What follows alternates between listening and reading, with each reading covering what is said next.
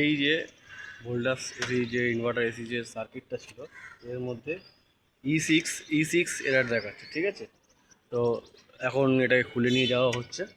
তো এই অবস্থায় খুলে দিয়েছি, ঠিক আছে, সব জ্যাক ফ্যাক সব খোলা হয়ে গেছে। তো খুলে নিয়ে যাওয়া হচ্ছে আমাদের সার্ভিস সেন্টারে।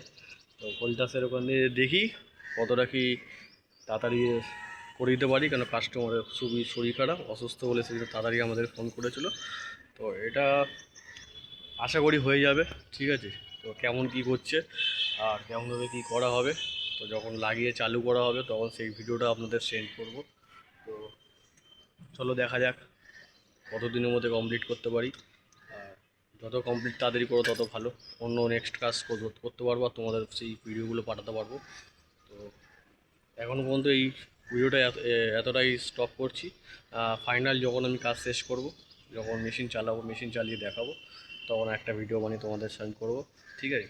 তো এরকম রিলেটেড যদি ইনভার্টার এসি রিলেটেড কোনো সমস্যা থাকে তো আমায় ফোন করতে পারো, বা নাম্বার তো আমার এতে আছে, নাম্বারটা দিয়ে একটু কল করে নেবে, ঠিক আছে।